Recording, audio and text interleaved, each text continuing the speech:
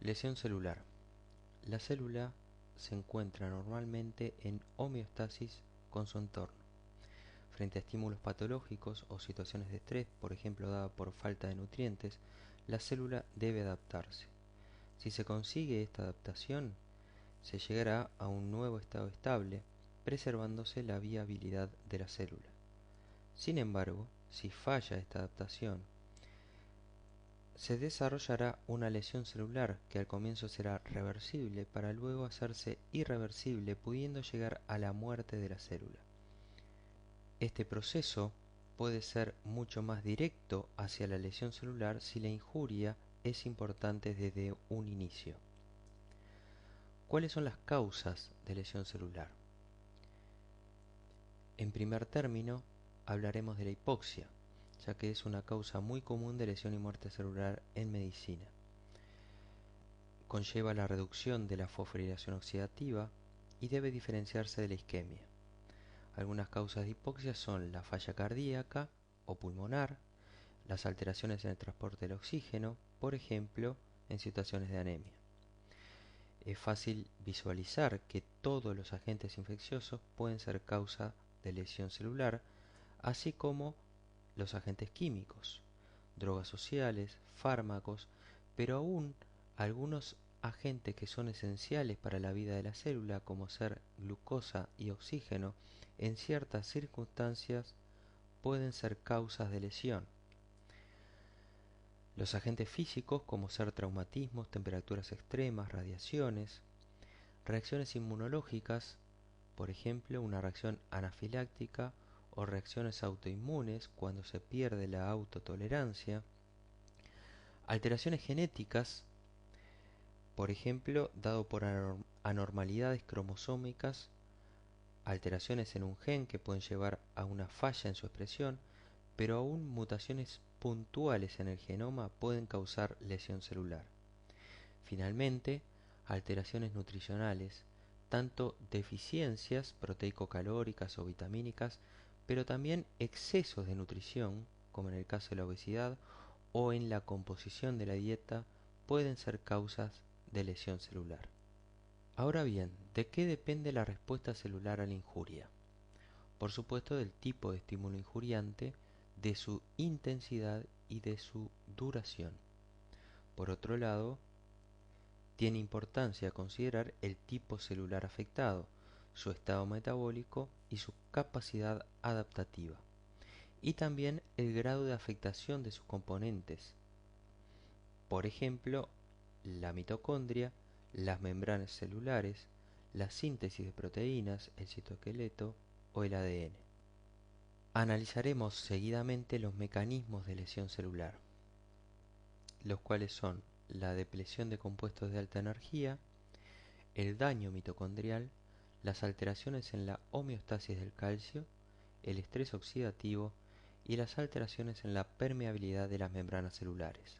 En cuanto a la depleción de compuestos de alta energía, cuando los niveles de ATP caen por debajo del 5 al 10% de lo normal, se produce una afectación del metabolismo energético celular. Por ejemplo, en una situación de isquemia, se incrementará la producción de ATP por glucólisis anaerobia. Esto conllevará un aumento en la producción de ácido láctico y por ende una disminución del pH intracelular. Pero la baja en los niveles de ATP también afectará a las proteínas, reduciendo su síntesis por disociación de los ribosomas del retículo endoplásmico rugoso y desagregación de los polisomas. Pero no solamente se ve afectada la síntesis, sino que hay alteraciones en su plegamiento, lo que conlleva a una pérdida de la conformación y por ende una pérdida de la función proteica. Por otro lado, hay una afectación de los gradientes iónicos. Al descender los niveles de ATP, existe una falla de la bomba sodio-potasio dependiente del mismo. Así, se acumula sodio intracelularmente y sale potasio al medio extracelular. Esta acumulación iónica intracelular provocará el ingreso de agua, llevando a una tumefacción celular y dilatación del retículo endoplásmico. Por otro lado, existirá una falla de las bombas de calcio con activación de enzimas catabólicas. En cuanto al daño mitocondrial, debemos decir que la mitocondria es afectada por todos los agentes injuriantes, en la cual provocan cambios morfológicos que pueden ser reconocidos. Ahora, ¿cuáles son los elementos que dañan a la mitocondria? Por un lado, el aumento del calcio citosólico, el estrés oxidativo, la degradación de fosfolípidos y los productos de esta degradación. Esto puede llevar a la formación del denominado poro de transición de permeabilidad mitocondrial, el cual está íntimamente relacionado a la evolución hacia una lesión irreversible y hacia la muerte de la célula. Otro de los mecanismos que se produce durante la lesión celular son las alteraciones en la homeostasis del calcio. En condiciones normales, la concentración de calcio iónico citosólico es unas 10.000 veces menor que la extracelular. A su vez, el calcio intracelular se encuentra secuestrado en las mitocondrias y el retículo endoplásmico. Esta distribución tan particular es mantenida por bombas de calcio de membrana que son dependientes de ATP, por lo que un descenso en los niveles del mismo va a provocar su disfunción. Es así que aumenta el calcio intracelular, lo que provoca un aumento en la permeabilidad de membranas, incluida la mitocondrial, así como la activación de enzimas, endonucleasas, fosfolipasas, proteasas, entre otras. Normalmente durante el metabolismo intermediario, en las células se producen las denominadas especies reactivas del oxígeno. Estas son especies químicas con un electrón desapareado en su orbital más externo, lo que las lleva a tener una alta reactividad con biomoléculas, entre ellas lípidos, proteínas y ácidos nucleicos. Para hacer frente a esta generación de especies reactivas del oxígeno, la célula cuenta con sistemas de defensa antioxidante, algunos de ellos enzimáticos, como la superóxido dismutasa o la catalasa, y otros no enzimáticos, como las vitaminas A, C y el glutatión. ¿A qué denominamos estrés oxidativo? Simplemente al desbalance entre la producción de especies reactivas del oxígeno y los sistemas de defensa antioxidante.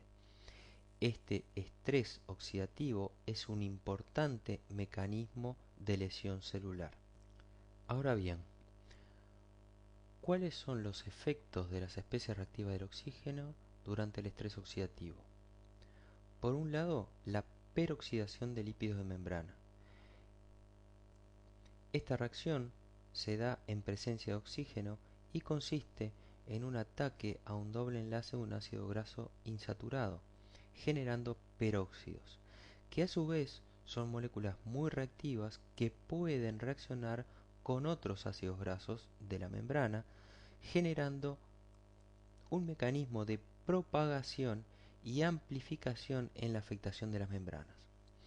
Por otro lado, los radicales libres pueden provocar modificaciones proteicas, conformación de uniones intercatenarias, oxidación de la cadena principal de las proteínas, llevando a su fragmentación, y degradación proteica por aumento en la actividad del proteasoma.